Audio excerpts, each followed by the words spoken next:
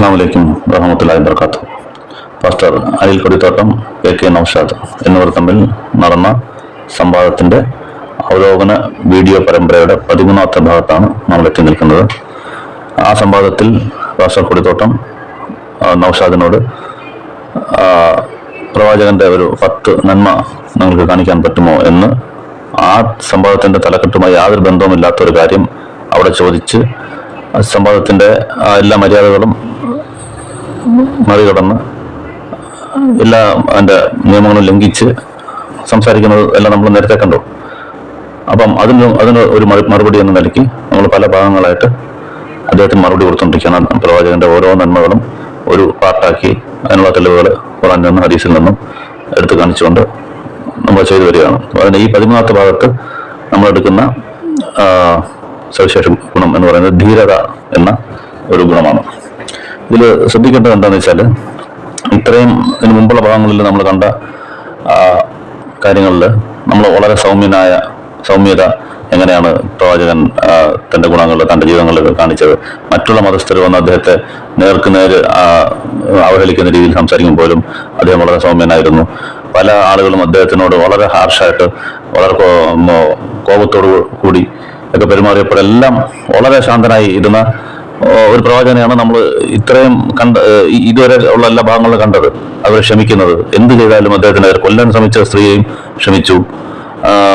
അങ്ങനെ പല ആരെല്ലാം അവഹേളിച്ചോ ഒന്നിനും ഒരു രീതിയിൽ പ്രതികരിക്കാത്ത വളരെ സൗമ്യനായിട്ട് ഇങ്ങനെയൊക്കെ ഒരിക്കലും ഒരാൾക്കും ഇങ്ങനെ ദേഷ്യപ്പെടാതെ ഇരിക്കാൻ പറ്റത്തില്ല.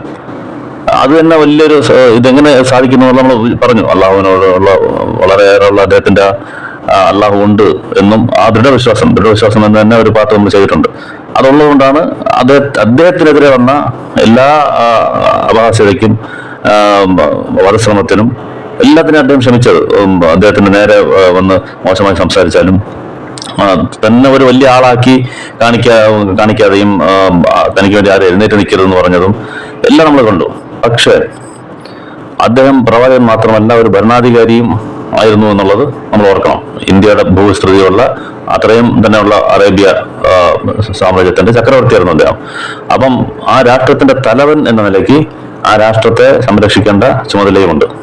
അപ്പൊ ആ ഒരു റോളും കൂടെ ഉള്ളപ്പോ ആ റോളിൽ ഒരു മിലിറ്ററി കമാൻഡർ, ഒരു പട്ടാള മേധാവി എന്നുള്ള റോളും കൂടെ ഉള്ളത് കൊണ്ട് അതും കൂടെ നോക്കണം. അത് ഇതിന് നേരെ കോൺട്രാസ്റ്റ് ആണ്. നമുക്ക് എങ്ങനെ ഈ ഇത്രയും സൗമ്യനായ വ്യക്തി, ഇത്രയും ശാന്തശീലനുള്ള വ്യക്തി, നല്ല ഒരിക്കലും ദേഷ്യപ്പെടാതെ അദ്ദേഹത്തിന്റെ നാവിൽ നിന്ന് ഒരു മോശമായ വാക്ക്, സംസാരം ഒന്നുമില്ലാതിരുന്ന ആളിന് ഈ ഒരു പദവി അലങ്കരിക്കുക എന്നുള്ളത് അങ്ങനെ നമുക്ക് ഒരിക്കലും ഈ മിക്സ് അത്ര നമുക്ക് കാണാൻ പറ്റത്തില്ല. സാറിനെ കുറിച്ച് പട്ടാള മേധാവി എന്ന് പറഞ്ഞാൽ കുറച്ച് റൂഡായ ആൾക്കാർ, കണിശക്കാര്, പെട്ടെന്ന് ദേഷ്യം വരുമ്പോൾ പെട്ടെന്ന് എന്താണ് റെസ്പോണ്ട് ചെയ്യുന്നത്. ഒരു ശത്രു വന്നു കഴിഞ്ഞാൽ ഉടനെ അതെല്ലാം നോട്ട് ചെയ്യുക, അതിനുള്ള പ്ലാനുകൾ ചെയ്യുക, ധീരതയുടെ ഫ്രണ്ടിൽ നിന്ന് അവരോട് യുദ്ധം ചെയ്യുക. ഇതൊക്കെ ഉള്ളവർക്ക് ഇങ്ങനെയുള്ള സൗമ്യത ഒന്നും അങ്ങനെ കാണാൻ പറ്റില്ല. പക്ഷെ പ്രവാചകന്റെ ഇത് എങ്ങനെ മിക്സ് വന്നു എന്നുള്ളത് വളരെ ഒരു അത്ഭുതകരമായ ഒരു കാര്യമാണ്. ഒരു സൈഡിൽ ശാന്തശീലനും സ്വന്തം കാര്യത്തിന് വരുമ്പോൾ സാധിച്ചാലും അള്ളാഹുവിന്റെ നിയമങ്ങൾ എതിരെ ചോദ്യം ചെയ്യപ്പെടുന്നു, അല്ലെങ്കിൽ അതിനെതിരെ ആൾക്കാർ നീങ്ങുന്നു എന്ന് പറയുമ്പോഴത്തേക്ക് കാണുന്ന പ്രവാചകൻ മറ്റൊന്നാണ്. അപ്പൊ അതിനൊരു പെർഫെക്റ്റ് എക്സാമ്പിൾ ബുഖാരിയിലെ 6126 ആ ഹദീസ് കാണുമ്പോൾ അറിയാൻ പറ്റും. സഹാബികൾ പറയുന്നുണ്ട്, അദ്ദേഹത്തിന് വേണ്ടി അദ്ദേഹം ഒരു കാര്യത്തിനും പ്രതികാരം വിട്ടിട്ടില്ല. സ്വന്തം പേഴ്സണൽ കാര്യത്തിന്, നമ്മൾ നേരത്തെ പറഞ്ഞില്ല അദ്ദേഹത്തിന്റെ മോശമായിട്ട് പറഞ്ഞല്ല, ഈവൻ കൊല്ലാൻ ശ്രമിച്ചാൽ പോലും ആ കാര്യത്തില് അദ്ദേഹം അവരെ പക വീട്ടാനോ അല്ലെങ്കിൽ ശിക്ഷിക്കാനോ ഒന്നും പോയിട്ടില്ല. പക്ഷേ അതേ ഹദീസിനെ പറഞ്ഞു, അള്ളാഹുവിന്റെ നിയമങ്ങൾക്കെതിരെ നീങ്ങിക്കഴിഞ്ഞാൽ അദ്ദേഹം അത് വളരെ നേരെ ഓപ്പോസിറ്റ് ആണ് കാണുക. അപ്പൊ അതിൽ ഒരു കാര്യമാണ് അള്ളാഹുവിന്റെ നിയമത്തിനെതിരെ നീങ്ങുക എന്ന് പറഞ്ഞാൽ ഇസ്ലാമിക രാഷ്ട്രത്തിനെ ആക്രമിക്കാൻ വരിക എന്നുള്ളത് അത് വലിയൊരു പോയിന്റാണ്. എന്താണെന്ന് വെച്ചാൽ മുസ്ലിം രാഷ്ട്രം അതിനെതിരെ വരിക എന്ന് പറഞ്ഞാൽ തീർച്ചയായിട്ടും ഡിഫെൻഡ് ചെയ്യേണ്ട കാര്യമാണ്. അപ്പൊ ആ റോളിൽ അദ്ദേഹം എങ്ങനെയായിരുന്നു എന്നുള്ളതാണ് നമ്മൾ ഈ പാട്ടിൽ കാണുന്നത്. ഇതില് ആദ്യമായിട്ട് പറയാനുള്ളത്, ലോകമെമ്പാടും വലിയ രാഷ്ട്രത്തലവന്മാർക്ക് തീർച്ചയായിട്ടും ബോഡി ഗാർഡ്സ് കാണും, കൂടെ അംഗരക്ഷകർ. അങ്ങനെ ഒറ്റയ്ക്ക് പോകുമ്പോൾ എപ്പോഴും ശത്രുക്കൾ കാണും. അടുത്തുള്ള രാഷ്ട്രങ്ങളുടെ ആൾക്കാർ സ്പൈ വെച്ചും കൊല്ലാനും ഒക്കെ ചെയ്യുന്ന ഒരു സിറ്റുവേഷൻ സ്വന്തം നാട്ടിൽ തന്നെ കാണും. എല്ലാ സമയങ്ങളും ഉണ്ട്. ഇന്നുകൊണ്ട് ഇസഡ് സെക്യൂരിറ്റി ഒക്കെ കൊടുത്തിട്ടാണ് ആൾക്കാരെ നിൽക്കുക. ഇപ്പം അമേരിക്കൻ പ്രസിഡന്റ്, റഷ്യൻ പ്രസിഡന്റ് ഒക്കെ നമുക്ക് ചിന്തിക്കാൻ പോലും പറ്റാത്ത രീതിയിലാണ് അവർക്ക് സെക്യൂരിറ്റി കൊടുത്തേക്കുന്നത്. അവരങ്ങനെയൊന്നും പബ്ലിക്കായിട്ട് വരില്ല, നടന്നു വരില്ല. ഒന്നുമില്ലാത്ത നമ്മള് വലിയ ഇതൊന്നുമില്ലാത്ത മോഡി പോകുമ്പോൾ പോലും കണ്ടിട്ടില്ല എത്രത്തോളം ഇതുണ്ടെന്നുള്ളത്. അവിടെ അങ്ങനെ വലിയൊരു അഗ്രസർ ഒന്നുമല്ല. പുടിൻ അമേരിക്ക യുദ്ധത്തിൽ ഭയങ്കരമായിട്ട് ഒരു വീഡിയോ കാണിച്ചതാണ്. മോഡിയുടെ കാലത്ത് അങ്ങനെയൊന്നും ഇതൊന്നും ഉണ്ടായിട്ടില്ലെങ്കിലും അദ്ദേഹത്തിനുള്ള സെക്യൂരിറ്റി ഒക്കെ കണ്ടിട്ടുണ്ടല്ലോ. അപ്പം ആൾക്കാരെന്തെങ്കിലും ചെയ്യുന്നുള്ള ആ ഒരു ഇതിലാണ്. അപ്പൊ പ്രവാചകനും ഒരുപാട് യഹൂദന്മാരോടുണ്ടായിരുന്നു, ശത്രു രാജ്യങ്ങൾ ചുറ്റി ഉണ്ടായിരുന്നു. അപ്പൊ ഏത് സമയത്തും എന്തും വരാം. ആൾക്കാർ ഒരു യഹൂദ സ്ത്രീ തന്നെ ടെസ്റ്റ് ചെയ്യാനായിട്ട് വിഷത്തിൽ ആഹാരത്തിൽ വിഷം കൊടുത്തു. അതൊന്നും കാര്യമാക്കാതെ ഫ്രീ ആയിട്ട് അവിടെ കഴിച്ചു എന്നൊക്കെ ഉള്ളത് ശരിയാണ്. അപ്പം എന്നാലും ആദ്യകാലങ്ങളിൽ പ്രവാചകനും ഇതേപോലെ അംഗരക്ഷകരുണ്ടായിരുന്നു. എപ്പോഴാണ് ആരാണ് അറ്റാക്ക് ചെയ്യുക എന്നുള്ളത് അറിയാത്തതുകൊണ്ട് ഒന്ന് രണ്ട് അംഗരക്ഷകർ എപ്പോഴും കാണും, വീടിന്റെ വെളിയിൽ ഇത് കാണും. അത് കഴിഞ്ഞപ്പോഴത്തേക്ക് ഒരു ആയത്ത് അദ്ദേഹത്തിന് ഇറങ്ങും, ഖുറാന്റെ 5:67. അതിനകത്ത് അള്ളാഹു ഒരു ഗ്യാരണ്ടി കൊടുക്കുന്നുണ്ട്, മനുഷ്യരെ കൊണ്ട് താങ്കൾക്ക് ഒരു ഉപദ്രവവും ഉണ്ടാവില്ല, ഒരു അപകടം ഉണ്ടാവില്ല എന്നുള്ളത്. ആ ആയത്ത് ഇറങ്ങിയ ഉടനെ ഈ അംഗരക്ഷര ആൾക്കാരെ വിളിച്ച് പറയും, ഇനി എനിക്ക് ഇത് വേണ്ട, നിങ്ങൾ വയ്ക്കോളാം എന്ന് പറയും. അത് കഴിഞ്ഞിട്ടും ജനങ്ങളോട് കൂടി തന്നെ ഇറങ്ങി നടന്നു. നമ്മൾ ഞാൻ കഴിഞ്ഞ വീഡിയോകളൊക്കെ പറഞ്ഞില്ല, ഒരു യുദ്ധം കഴിഞ്ഞ് വരുമ്പോഴത്തേക്ക് ഒരു ഗ്രാമവാസി വന്നിട്ട് അദ്ദേഹത്തിന്റെ ഷാൾ പിടിച്ച് വലിച്ച് സക്കാത്ത് ചോദിക്കുകയാണ്. ഈസി ആയിട്ട് അപ്രോച്ച് ചെയ്യാൻ പറ്റും. വലിച്ചിട്ടാണ് അത്രയ്ക്കും ഹാർഡായിട്ട് ദേഹത്തൊക്കെ മുതുകിലൊക്കെ അതിന്റെ പാട് വീഴുന്ന അത്രയ്ക്കും ശക്തിയായിട്ട് വലിച്ചിട്ടൊക്കെയാണ് സക്കാത്ത് ചോദിക്കുന്നതാണ്. എനിക്ക് സമ്പത്ത് താണെന്ന് പറഞ്ഞു അവരോടൊക്കെ സമയമായിട്ട് പെരുമാറിയെന്ന് നമ്മൾ കണ്ടു. അപ്പൊ ഞാൻ പറഞ്ഞത്, അവർ എന്ത് ക്ലോസ് ആയിട്ടാണ്, ഒരു അംഗരക്ഷകരോ അങ്ങനെ ഒന്നും ഇല്ലാതെ ചുറ്റിനും ഒരു സെക്യൂരിറ്റി കവചമോ അങ്ങനെ ഒന്നും ഇല്ലാതെയാണ് അവസാനം വരെയും അദ്ദേഹം ജീവിച്ചത്. ഇത് വലിയൊരു ധീരതയാണ്. എങ്ങനെയാണ് ഇത്രയും വലിയ സൈന്യാധിപൻ, ഒരു രാഷ്ട്രത്തിന്റെ തലവൻ, ഇത്രയും ശത്രു രാജ്യങ്ങൾ പുറത്ത് നോക്കി നിൽക്കുന്നു, എന്തെങ്കിലും ഒരു ചാൻസ് ഉണ്ടെങ്കിൽ ഇല്ലാതാക്കാനായിട്ട് സ്വന്തം രാജ്യത്ത് തന്നെ യഹൂദന്മാര് എങ്ങനെയെങ്കിലും അദ്ദേഹത്തെ ഒറ്റുകൊടുക്കാനും ആ രാഷ്ട്രത്തിനെതിരെ പ്രവർത്തിക്കാനും ഒക്കെ റെഡിയായിട്ട് നിൽക്കുമ്പോൾ ഇത്ര ഈസി ആയിട്ട് ആൾക്കാരുടെ ഇടയിലേക്ക് ഇറങ്ങി ചെല്ലുക എന്ന് പറഞ്ഞാൽ ഈ ധീരതയ്ക്ക് ഈക്വലായിട്ട് ലോകത്ത് ഒരാളെയും കാണിക്കാൻ പറ്റില്ല. പുട്ടിനെ ഒന്ന് നടക്കാൻ പറയാം, അല്ലെങ്കിൽ ജോ ബൈഡനെ ഒന്ന് ഇതിനൊക്കെ ഇറങ്ങി നടക്കാൻ പറയാം. ഒന്നും സ്വപ്നത്തിൽ പോലും വിചാരിക്കാൻ പറ്റത്തില്ല. ഒരു നേതാവ് ഇങ്ങനെ ആൾക്കാരുടെ ഇടയ്ക്ക് ഇങ്ങനെ ഇറങ്ങി നടക്കത്തില്ല. മാർക്കറ്റിലും ഒരു ഇതില്ല, വീട്ടിലൊന്നും ഒരു സാധാരണ ചെയ്തകൾ ആരോടെ എന്തെങ്കിലും ചെയ്യാം. മുരളിയൊക്കെ ഒരാളൊന്ന് നേരെ കൊല്ലുന്ന കണ്ടിട്ടില്ല, നിസ്കരിച്ചിട്ടുണ്ടെങ്കിൽ തന്നെ ബാക്കിൽ നിന്ന് ജസ്റ്റ് ഒന്ന് കുത്തുവാണ്. അപ്പം അങ്ങനെയുള്ള ആ ഒരു ധൈര്യം വേണമെങ്കിൽ ധീരതയായിട്ടും ഇതിനെ കൂട്ടണം. രണ്ടാമത് അള്ളാഹുവിന്റെ മേലുള്ള വിശ്വാസം, അതിലുള്ള വിശ്വാസം എന്നുള്ളതിനകത്ത് നമ്മൾ കവർ ചെയ്തു പോയി. ഇക്കാര്യം പറഞ്ഞിട്ടില്ലെങ്കിലും മറ്റ് ഇതിൽ പറഞ്ഞു. അപ്പോൾ ധീരത എന്ന് പറഞ്ഞാൽ ഇങ്ങനെ ഒരെണ്ണം കാണിക്കും, ഒറ്റ സംഭവം മതി. ഇതേ കണക്ക് നിങ്ങൾ കാണിക്കും. സവിശേഷ ഗുണങ്ങൾ ചോദിച്ചില്ല, ധീരതയ്ക്ക് ഇതാണ്. അപ്പൊ ഇത്രയും സൗമ്യനായ വ്യക്തി ഇങ്ങനെ ശത്രുക്കളുള്ള അതിന്റെ ഇടയ്ക്കൂടെ എങ്ങനെ ജീവിക്കുന്നു, ഇത്രയും ധൈര്യം എങ്ങനെ വരുന്നു എന്നുള്ളത് നമുക്ക് വളരെ അത്ഭുതമുള്ള കാര്യമാണ്. നമുക്ക് പ്രശ്നമല്ല, മുസ്ലിങ്ങൾക്ക് പ്രശ്നമല്ല, പ്രവാചകനാണ്, അള്ളാഹു പ്രവാചകനാകുമ്പോൾ അത്രയും വലിയ എല്ലാ സൽഗുണങ്ങളും ഒത്തുണങ്ങിയ ഒരു ആളെന്ന നിലയ്ക്ക് ധീരതയും അദ്ദേഹത്തിന്റെ ഒപ്പം തന്നെ ഉണ്ട് എന്നുള്ളത് നമ്മൾ ഇതിന് മനസ്സിലാക്കാം. ഇനി പല സന്ദർഭങ്ങളിലും ഈ സഹാബാക്കളിൽ അവര് ഒരു കാര്യത്തിൽ ഇറങ്ങി ഒരു നല്ല ഫിസിക്ക് വേണ്ട, നല്ല ശക്തിയും കായിക ബലം വേണ്ട കാര്യങ്ങൾ അവർക്ക് ചെയ്യാൻ പറ്റാത്തത് പ്രവാചകൻ ചെയ്തിട്ടുണ്ട്. ആസാബ് എന്നുള്ള യുദ്ധം നിങ്ങൾക്കറിയാം, ബാറ്റിൽ ഓഫ് ട്രെഞ്ച്, കിടങ്ങ് കുഴിച്ച് നടന്ന ഒരു യുദ്ധം. അപ്പം ശത്രുക്കളെല്ലാം കൂടെ ചേർന്ന് ഖന്തക് എന്നുള്ള യുദ്ധം, മറ്റൊരു പേര് ഖന്തക് എന്നുള്ളത്, എല്ലാവരും കൂടെ ചേർന്ന് മദീനയെ ആക്രമിക്കാൻ വന്നപ്പോൾ അത് ഒരു പുതിയ ഒരു യുദ്ധതന്ത്രം എന്ന നിലയ്ക്ക് മദീനയ്ക്ക് ചുറ്റും വലിയ കിടങ്ങ് കുഴിക്കുകയാണ്. അപ്പൊ അവർക്ക് ഇങ്ങോട്ട് വരാതിരിക്കാനായിട്ട് അതും പ്രവാചകൻ മുന്നിൽ ഡയറക്റ്റ് ഇറങ്ങി ജോലി ചെയ്യുകയാണ്. അല്ലാതെ ഒരു കമാൻഡ് മാത്രമല്ല, ഞങ്ങളെല്ലാം എത്ര ദിവസം ഇതെല്ലാം കുഴിച്ച് കാണിക്കണമെന്നുള്ളതല്ല, പ്രവാചകൻ ഇറങ്ങി കുഴിക്കുകയാണ്. അങ്ങനെ കുഴിക്കുമ്പോൾ ഒരു പാറ അത് പൊട്ടിക്കാൻ പറ്റുന്നില്ല. അവർ എത്രയോ ശ്രമിച്ചിട്ടും ഇവര് സഹാബികൾ ഒരുപാട് ശ്രമിക്കുന്നുണ്ട്, അത് പൊട്ടിക്കാനേ പറ്റുന്നില്ല. അപ്പൊ പ്രവാചകൻ പറയുന്ന ഒരു പ്രശ്നമുണ്ട്, ഒരു പാറയുണ്ട്, അത് പൊട്ടിച്ചാലേ ബാക്കി കുഴിക്കാൻ പറ്റത്തുള്ളൂ. അപ്പോൾ കുറച്ച് വെള്ളം ഒഴിച്ച് വയ്ക്കാൻ പറയാം. വന്നിട്ട് കുറച്ച് കഴിഞ്ഞപ്പോഴത്തേക്ക് ഒറ്റ വെട്ട് 2 പീസായിട്ട് മാറും അത്.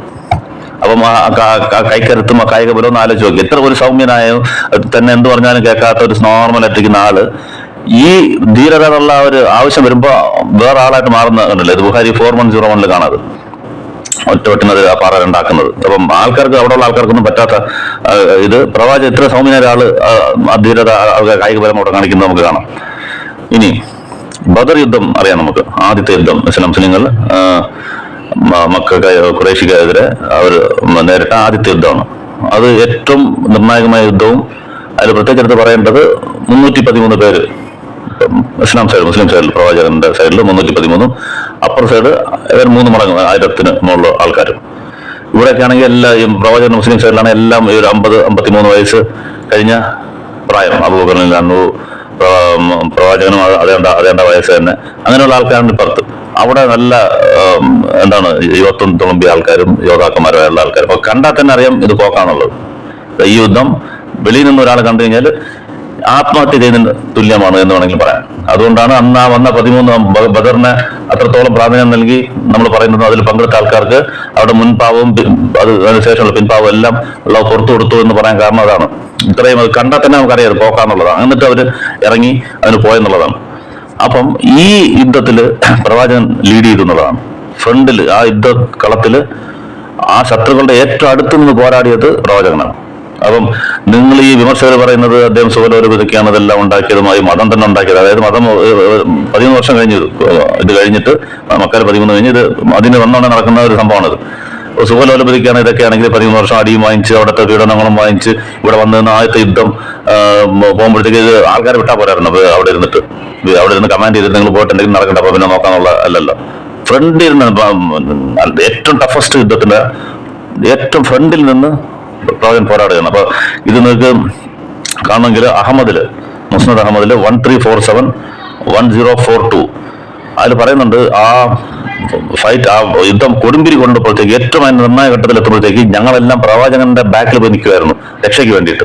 അത്രയ്ക്ക് ഫാസ്റ്റായിട്ട് അത്രയ്ക്കും അങ്ങനെ വീര്യത്തോട് അതിന്റെ ധീരതയോടുകൂടി അവരോട് പോരാടുന്നത് കണ്ടുകൊണ്ടിരിക്കുകയായിരുന്നു ആൾക്കാർ. ഞങ്ങൾ ബാക്കിൽ പോയി നിൽക്കുമായിരുന്നു. ആ ഖുറൈശികളായിട്ട് ഏറ്റവും അടുത്ത് നിന്നത് പ്രവാചകനായിരുന്നു. അപ്പം ഇത്രയും ധൈര്യവും ധീരതയും ഒരു കാണിച്ച ഒരു ആൾ ഇത് എങ്ങനെ സ്വന്തം ആവശ്യത്തിന് വേണ്ടി ഉണ്ടാക്കിയ ആൾ അല്ലെങ്കിൽ സുഖലോലുപതിക്ക് വേണ്ടി ഉണ്ടാക്കിയ മതമാണെങ്കിൽ നിങ്ങളിത് ഒരു പ്രൂഫും ഇല്ലാതെ ഇങ്ങനെ വെറുതെ അടിച്ചു വിടുന്നുണ്ടല്ലോ. അപ്പൊ ഇതിനൊക്കെ നിങ്ങൾ എന്ത് പറയും? സുഖലോലുപതി ഉണ്ടാക്കിയ ആൾ ചെയ്യുന്ന പണിയാണോ ഇത്? ഫ്രണ്ടിൽ പോയി നിന്നിട്ട് ഇത്രയും ധീരതയോടെ ഇത്രയും വലിയ ശക്തമായ ശത്രു സന്നാഹത്തിന് മുമ്പിൽ പോയിട്ട് അറ്റ്ലീസ്റ്റ് ചില കമാൻഡേഴ്സ് ബാക്കിൽ നിന്ന് കമാൻഡ് ചെയ്യുന്നതുകൊണ്ട് അങ്ങനെയെങ്കിലും നിന്നാൽ മതിയായിരുന്നു. ഫ്രണ്ടിൽ പോയി നിന്ന് ചെയ്തു കൂടുതലുള്ള സഹാബകൾ തന്നെ പറയുന്നുണ്ട്. പല പല പല സംഭവങ്ങൾ കാണാം. ഇതേപോലെ ഹുനൈൻ യുദ്ധം എന്ന് പറഞ്ഞ് മറ്റൊരു യുദ്ധം ഉണ്ടായിരുന്നു. അതായത് മക്ക വിജയത്തിന് ശേഷം തിരിച്ച് പോകുമ്പോഴത്തേക്ക് ഒരു യുദ്ധം നേരിടേണ്ടി വന്നു. ആ സമയത്ത് ഈ ബദറിനെ പോലെ അല്ല, ആളുകൾ ഇഷ്ടം പോലെ ഉണ്ടായിരുന്നു. നല്ല ആൾക്കാർ വെച്ചാൽ മക്ക വിജയം അതിന്റെ ആൾക്കാരുണ്ട്, മക്കയിലെ ആൾക്കാരുണ്ടായിരുന്നു, ഓൾറെഡി മദീനയിൽ നിന്ന് വന്ന ആൾക്കാരെല്ലാം ഉണ്ടായിരുന്നു. അതുപോലെ ഉണ്ടായിരുന്നു. അപ്പോൾ ഇടയ്ക്ക് വെച്ചിട്ട് ചില ഗ്രൂപ്പുകൾ ഹവാസീൻ അങ്ങനെയുള്ള ആ ഗ്രൂപ്പുകളുമായിട്ട് യുദ്ധം. പക്ഷെ ഈ ആൾ കൂടുതലുണ്ട് എന്നുള്ളത് ചെറിയ ആൾക്കാരുടെ ഇടയ്ക്ക് സഹാബകളുടെ ഇടയ്ക്ക് ഒരു ചെറിയ ഒരു ഗർവം അഹങ്കാരത്തിന്റെ ഒരു ചെറിയ ഇത് വന്നുപോയി. നമ്മൾ ആൾക്കാർ കൂടുതലുണ്ടല്ലോ എന്ന രീതിയിൽ. അത് ഈ യുദ്ധം ഖുർആനിലും അല്ലാഹ് പറയുന്നുണ്ട്. പക്ഷെ എന്ത് പറ്റിയെന്ന് വെച്ചാൽ അവര് ഈ അമ്പയത്തില് ഗവാസിൻ ഗ്രൂപ്പിലൊക്കെ അമ്പയത്തിലൊക്കെ എക്സ്പേർട്സ് ആൾക്കാരാണ്. അവരെന്ത് വരുന്നതിന് മുമ്പേ തന്നെ അതൊരു വാലി ആയിരുന്നു. അപ്പൊ മുമ്പേ ഒളിഞ്ഞു നിന്നിട്ട് കയറുമ്പോൾ തന്നെ സർപ്രൈസ് ആയിട്ട് അറ്റാക്ക് ചെയ്തു, കല്ലെടുത്തെറിഞ്ഞു, അവസാനം അമ്പുകൾ കഴിക്കാൻ തുടങ്ങി. അപ്പൊ അത് പെട്ടെന്ന് പ്രതീക്ഷിക്കാത്ത അടിയായതുകൊണ്ട് ഇവരെല്ലാം ചിതറി ഓടിപ്പോയി. അപ്പം കുറെ പേര് യുദ്ധക്കളം വിട്ട് പോകേണ്ടി വന്നു. പക്ഷെ അവിടെ നിന്നു പ്രവാചകൻ നടുക്ക് നിന്ന് തന്നെ അവർക്കെതിരെ പോരാടി ആൾക്കാർ തിരിച്ചു വിളിച്ചോണ്ടിരുന്നു. ഞാൻ അള്ളാഹുവിന്റെ പ്രവാചകനാണ്, അബ്ദുൽ മുത്തലീബിന്റെ മകനാണ് എന്ന് പറഞ്ഞുകൊണ്ട് തന്നെ ഒരു പദ്യം പോലെ പറഞ്ഞുകൊണ്ട് തന്നെ പോയ ആൾക്കാരെല്ലാം തിരിച്ചു വിളിച്ച് ഫൈറ്റ് ചെയ്തോണ്ടിരുന്നു. അള്ളാഹുവിനോട് സഹായം ചോദിച്ചു. അള്ളാഹു പറഞ്ഞു ഞാൻ സഹായം ചെയ്തിട്ടുണ്ടെന്ന് ഖുർആനിൽ തന്നെ ഇത് പറയുന്നുണ്ട്. ഞാൻ എന്റെ സൈഡിൽ നിന്നുള്ള സഹായങ്ങൾ ഇറക്കി. അതിനകത്ത് ഈ മണ്ണെടുത്തെറിയുന്ന നീ എറിഞ്ഞപ്പോൾ നീ എല്ലാം എറിഞ്ഞ ഞാനാണ് എറിഞ്ഞെന്നുള്ളത് അള്ളാഹുവിന്റെ ഇതൊക്കെ വരുന്ന ഈ സംഭവങ്ങളാണ്. അപ്പം അങ്ങനെയുള്ള ഇതിലും ഫ്രണ്ടിൽ നിന്നിട്ടാണ് ധീരത കാണിച്ചത്. ഇത് നിങ്ങൾക്ക് മുസ്നദ് അഹമ്മദിൽ കാണാം. അതുപോലെ മറ്റൊരു സംഭവം മദീനയിൽ ഉണ്ടായിരുന്നപ്പോൾ ഒരു സംഭവം, രാത്രി ആൾക്കാർ പെട്ടെന്ന് ഉറങ്ങിക്കിടന്നപ്പോഴത്തെ എല്ലാ രാത്രിയാണ് എല്ലാവരും ഉറങ്ങി കിടക്കുന്നുണ്ട്. അപ്പൊ പെട്ടെന്നൊരു ശബ്ദം കേട്ടു. അപ്പൊ ദൂരെ നിന്ന് എന്തോ വലിയൊരു സൈന്യം വരുന്ന നമുക്ക് അങ്ങനെ എന്തോ പേടിപ്പിക്കുന്ന ഒരു ശബ്ദം കേട്ടപ്പോഴേക്ക് ഈ മദീനയുള്ള ആൾക്കാരെല്ലാം ഇറങ്ങി അവരോട് വീട്ടിൽ നിന്ന് പുറത്ത് വരികയാണ്. പുറത്ത് ഇറങ്ങി അങ്ങോട്ട് ദൂരെ നോക്കുമ്പോഴത്തേക്ക് അവിടെ നിന്നൊരു കുതിര കുളമ്പൊഴൊരു ശബ്ദം കേൾക്കുന്നുണ്ട്. അതിങ്ങനെ അത് അടുത്ത് വന്നപ്പോൾ നോക്കിയപ്പോൾ അത് പ്രവാചകനാണത്. പേടിക്കണ്ട ഒന്നുമില്ല. അതായത് ഇവർ എഴുന്നേറ്റ് പുറത്ത് വരുന്നതിന് മുമ്പ് ഈ ശബ്ദം കേട്ട് പ്രവാചകൻ കുതിര എടുത്തോണ്ട് ഓടി. ഇവര് റെസ്പോണ്ട് ചെയ്യുന്നതിന്റെ എത്ര മടങ്ങ് ഫാസ്റ്റായിട്ട് പ്രവാചകൻ റെസ്പോണ്ട് ചെയ്തിട്ട് ഒറ്റയ്ക്ക്. അതും അബൂതൽഹ ആണ് അദ്ദേഹത്തിന്റെ നെയ്ബറായിട്ടുള്ള ആള്, സഹാബി അബൂതൽഹ എന്നുള്ള സഹാബിയാണ്, ഫ്രണ്ടിൽ അടുത്ത് താമസിക്കുന്നത്. അദ്ദേഹത്തിന്റെ കുതിരയാണ് എടുത്തോണ്ട് പോയത്. അതാണെങ്കിൽ അൻസാഡിൽ ഹൗസ്, അൻസാഡിൽ എന്ന് പറഞ്ഞാൽ ഈ കുതിരയ്ക്ക് ഇരിക്കാനായിട്ടുള്ള ചില സെറ്റപ്പ് ഒക്കെ ഉണ്ട്. വെറുതെ സാധാരണ കുതിര ഇരുന്ന് ഓടിക്കാൻ പറഞ്ഞാൽ പാടാണത്. അതിന് ചില സീറ്റ് പോലെ ഇട്ടിട്ട് ഒരു കടിഞ്ഞാൻ പോലെ പിടിച്ചിരിക്കാനും അതൊക്കെ വേണം. അതില്ലാതെ വെറുതെ കെട്ടി വെച്ചിരിക്കുന്നത്. അതിനകത്ത് കയറിയിട്ട് ആണ് ആ ഫാസ്റ്റിൽ പോയത്. മിന്നൽ വേഗത്തിൽ പോയതായിട്ട് നമ്മൾ വരുന്നതായിട്ട് ഞങ്ങൾ കണ്ടുവന്നു. അപ്പൊ കുതിര ഓടിക്കാനുള്ള ട്രെയിനിങ്ങും അതിന്റെ പ്രത്യേക അതിന്റെ കഴിവും അതിനകത്ത് ബാലൻസ് ചെയ്ത് ഓടിക്കണം അത്ര എളുപ്പമുള്ളതല്ല. അൺസാറ്റിൽഡ് ഹൗസിൽ അത് ഒന്നും അതിനിരിക്കാനുള്ള സെറ്റപ്പ് ഒന്നും ഇല്ലാത്ത കുതിര പുറത്ത് വരുന്ന ഓടിക്കാൻ പറഞ്ഞാൽ അത്ര എളുപ്പമുള്ളതല്ല. അതിനകത്ത് മിന്നൽ വേഗത്തിൽ പോയിട്ട് തിരിച്ചു വരികയും ചെയ്തു, ഒറ്റയ്ക്ക് പോയിട്ട്. അപ്പം ആ ധൈര്യം നോക്കണത്, ധീരത എന്ന് പറഞ്ഞാൽ ഇങ്ങനെയാണ്. ഒരു നേതാവ് ഇതെല്ലാം കൂടെ കൂടിക്കലർന്ന ഒരു നേതാവ് നിങ്ങൾ കാണിക്കും. ഇത്രയും നമ്മൾ പറഞ്ഞല്ലോ, ഇപ്പൊ ഏതാണ്ട് 10 തോന്നുന്നു. വെറൈറ്റി ആയിട്ടുള്ള നന്മകൾ കാണിച്ചു. എന്താണ് പ്രവാചകന്റെ സവിശേഷ ഗുണങ്ങൾ? ഒരു സൈഡിൽ സൗമ്യത, മറ്റൊരു സൈഡിൽ ഇതേ കണക്കുള്ള ധൈര്യം, ഇങ്ങനെല്ലാം ചെയ്ത ഒരാളെ കാണിക്കേ. നിങ്ങൾക്ക് എത്ര മഷിയിട്ട് നോക്കിയാലും ലോക ചരിത്രത്തിൽ ഇതേ കണക്ക് ഇത്രയും വൈവിധ്യമാർന്ന എല്ലാ ഗുണങ്ങളും ചേർന്ന് എല്ലാ ഗുണത്തിന്റെ അങ്ങ് ടോപ്പ് എക്സ്ട്രീം അങ്ങനെ ആളിനെ കാണിക്കാൻ പറ്റത്തില്ല. അതുകൊണ്ടാണ് നമ്മൾ പറയുന്നത് പ്രവാചകൻ ഉത്തമ മാതൃകയാണ്. നിങ്ങൾ ഇതൊന്നും കാണാതെ വെറുതെ ആവശ്യമില്ലാത്ത അശ്ലീലങ്ങൾ അതും പറഞ്ഞ് ഇത് ചെയ്യാണ് ഈ കൊടിത്തോട്ടം ഇതും ചെയ്യുന്നത്. അവർക്കുള്ള മറുപടി എന്ന നിലയ്ക്കാണ് നമ്മളിത് പറഞ്ഞുകൊണ്ടിരിക്കുന്നത്. ഈ പറഞ്ഞ സംഭവം ബുഖാരിയിൽ 6033, അതേ ബുഖാരിയിൽ 2908, അതേ ബുഖാരിയിൽ 3040. ബുഖാരിയിൽ തന്നെ കാണാം. ബുഖാരി 6033, 2908, 3040. നേരത്തെ ഹുനൈൻ യുദ്ധത്തിന്റെ കാര്യം പറഞ്ഞിരുന്നല്ലോ, അത് അതിന്റെ ഹദീസ് റെഫറൻസ് ഞാൻ പറഞ്ഞില്ല. അത് മുസ്ലിമിൽ 1775A എന്നുള്ള റെഫറൻസ് കാണാൻ പറ്റും. ഹുനൈൻ യുദ്ധത്തില് പ്രവാചകൻ ചെയ്തത് ഒറ്റയ്ക്ക് നിന്ന്, അല്ലെങ്കിൽ ആൾക്കാരെല്ലാം പോകുമ്പോഴും നടുക്ക് നിന്ന് ഫ്രണ്ടിൽ നിന്ന് പോരാടിയത്. ആ ഹദീസുകളിൽ തന്നെ സാഹിബിന് പറയുന്നതാണ്, ഞങ്ങളുടെ കൂട്ടത്തിലുള്ള ഏറ്റവും ധീരനായ വ്യക്തി പ്രവാചകനായിരുന്നു. ഏറ്റവും സുന്ദരനും ഏറ്റവും ദാനശീലനും അതുപോലെ ഏറ്റവും ധീരനായ വ്യക്തി പ്രവാചകൻ തന്നെയായിരുന്നു എന്നുള്ളത് നേരത്തെ ബുഖാരിയുടെ ഹദീസ് 3 ഹദീസ് പറഞ്ഞതിനകത്ത് കാണാം. അതുപോലെ തന്നെ വേറൊരു സംഭവം കൂടെ പറഞ്ഞിട്ട് നിർത്താം. ഒരു സമയത്ത് നിങ്ങൾ പൊയ്ക്കൊണ്ടിരിക്കുന്ന ഒരു ചത്ത ആട് താഴെ കിടക്കും. സംഭവം ഞാൻ ഓർക്കുന്നില്ല, നമ്പർ മാത്രം പറയാം, അവരോട് നോക്കിക്കോളൂ. എന്തോ ഇത് പറഞ്ഞിട്ട് അത് ആ ചത്ത ആടിനെ ഒറ്റ കൈ കൊണ്ട് 2 ചെവി കൊണ്ട് പൊക്കിയും കിടക്കും. കാരണം ചത്ത ജീവനുള്ള ആളിനെ എടുക്കണമെന്നല്ല, ചത്ത ആണ് എടുക്കുന്നത്. ഫുൾ ഭയങ്കര വെയിറ്റ് ആയിരിക്കും. അതും ഇവിടുത്തെ ആട് കണക്കല്ല, അവിടുത്തെ വലിയ ആടാണത്, നമ്മുടെ സാധാരണ കാണുന്ന ആടല്ലത്.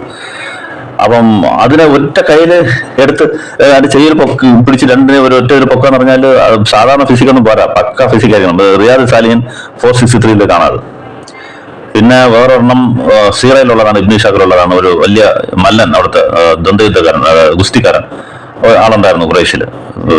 അയാളിങ്ങനെ എല്ലാവരെയും കൊണ്ട് തോപ്പിച്ച് നടന്ന സമയത്ത് ഒരിക്കൽ പ്രവചനമായിട്ട് നേരിട്ട് കണ്ടപ്പോഴത്തേക്ക് ഇപ്പൊ ചോദിച്ചു, പേര് ഞാൻ മറന്നു, എന്ത് പറയുന്നു മല്ലൻ്റെ അടുത്ത് ചോദിച്ചപ്പോഴത്തേക്ക് ഒരു റിപ്പോർട്ടിൽ കാണാം, നീ എന്തുകൊണ്ട് ഇസ്ലാം കൊല്ലുന്നില്ല എന്ന് ചോദിച്ച് സംസാരിക്കാൻ ആദ്യം എന്നെ ഈ ഗുസ്തി മത്സരത്തിൽ എന്നെ തോപ്പിക്കാണ് സംസാരിക്കാൻ ആണ് പറയും. ശരി എങ്കിൽ റെഡി ആയിക്കാന്ന് പറഞ്ഞിട്ട് ആ ഗോവയിൽ ഇറങ്ങി ഒരു സെക്കൻഡൊക്കെ എടുത്ത് മലത്തിരിച്ചു കളയാണ് ഗുസ്തിക്കാരന്. അവൻ എന്താ നടന്നതെന്ന് അറിയാതെ അവന് ബോധം പോലും അറിയാം. എന്താ സംഭവിച്ചെന്ന് അവൻ തന്നെ എഴുന്നേറ്റെന്ന് ചോദിക്കുന്നത്. ഇല്ല എന്തോ പറ്റിപ്പോയി, ഒന്നും കൂടെ നമുക്ക് നോക്കാന്ന് പറഞ്ഞിട്ട് അടുത്തത് പിന്നെ ഇറങ്ങും. പിന്നെ അതേപോലെ തിരിച്ച് അവനെ നിരത്തെ തന്നെ അടിക്കും. വെറുതെ തോപ്പിക്ക് മാത്രമല്ല, എടുത്തടിക്കാന്ന് പറയില്ല. ഗുസ്തിയിൽ ബാക്കിൽ മുതുകിൽ മണ്ണ് പറ്റിയാൽ തന്നെ തോക്കാന്നുള്ളതാണ് ഇപ്പോഴത്തെ റൂളുകൾ.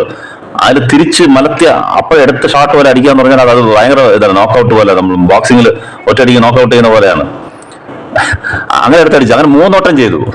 അപ്പൊ പറഞ്ഞു ഇല്ല ഇതേ എന്നെ ഇതുവരെ ആരും ഇവിടെ തോപ്പിച്ചിട്ടില്ല, ഇതെന്താണ് ഇവിടെ നടക്കുന്നതെന്ന് പറഞ്ഞപ്പോഴത്തേക്ക് അതങ്ങനെ തന്നെയാണ് എന്ന് വെച്ചാൽ അവൻ പറഞ്ഞു ഇതേപോലെ ഞാൻ കണ്ടിട്ടില്ല, അത് ഇങ്ങനെയുള്ള ധീരത ഞാൻ കണ്ടിട്ടില്ല എന്ന്. ഇബ്നു ഷാക്കിൽ ഇത് കാണാതെ സീറത്തായതുകൊണ്ടാണ് ഞാൻ അതിന്റെ റെഫറൻസ് എടുക്കാത്തത്. നമ്മൾ മെയിനായിട്ട് ഹദീസുകളിൽ വരുന്ന സംഭവങ്ങളാണ് കൂടുതൽ പറയാ. മറ്റേത് കുറച്ച് ആധികാരികത അതൊക്കെ ചെക്ക് ചെയ്യേണ്ടതുണ്ട്, അത് പണ്ഡിതന്മാർ ചെയ്യേണ്ട ഇതാണ്. നമ്മൾ ജസ്റ്റ് ഹദീസിനാണ് കൂടുതൽ എടുക്കുന്നത്, ജസ്റ്റ് പറഞ്ഞു പോയതുകൊണ്ട് അങ്ങനെ പറഞ്ഞതേ ഉള്ളൂ. അപ്പം ഇതാണ് ധീരതയ്ക്ക് നമ്മൾ എടുത്ത് ജസ്റ്റ് കുറച്ച് സംഭവങ്ങൾ, അങ്ങനെ ഓരോരോ സംഭവങ്ങൾ നോക്കിയാൽ അറിയാൻ പറ്റും. പല ഇതിനകത്തും ധീരത കാണിച്ചിട്ടുണ്ട്. ഞാൻ ജസ്റ്റ് ഒരു എപ്പിസോഡ് എന്നുള്ളത് എടുത്തതേ ഉള്ളൂ. അപ്പം ഒരു സൈഡിൽ സൗമ്യതയും മറ്റു സൈഡിൽ എൻ്റെ നേരെ ഓപ്പോസിറ്റ് ആയിട്ട് യുദ്ധങ്ങളിൽ ധീരതയും കാണിക്കുന്ന പ്രവാചകൻ. നോർമൽ സമയത്ത് വളരെ ശാന്തശീലനും സൗമ്യനും, അങ്ങനെ സാഹചര്യം പറഞ്ഞിട്ടുണ്ട്. വളരെ പെണ്ണുങ്ങൾ നാണം കുണിക്കുന്ന അതുപോലത്തെ ആൾക്കാർ, അങ്ങനെ വളരെ സോഫ്റ്റായിട്ട് അങ്ങനെയുള്ള ഒരു സ്വഭാവമാണ് നമ്മൾ കാണുന്നത്. അപ്പം ഇങ്ങനെയുള്ള എല്ലാവരും മിക്സ് കാണാൻ വലിയ പാടാണ്. അതും ഓരോ സവിശേഷ ഗുണങ്ങളുടെ അങ്ങ് എക്സ്ട്രീം എൻഡിന്റെ ഒരു മാതൃകയായിട്ട് നമുക്ക് കാണാം. അതിന്റെ ബാക്കിയുള്ള ഇതിന്റെ ഓരോരോ ഇതേപോലെയുള്ള ഗുണങ്ങൾ നമുക്ക് ഡിസ്കസ് ചെയ്യാം. അസ്സലാമു അലൈക്കും.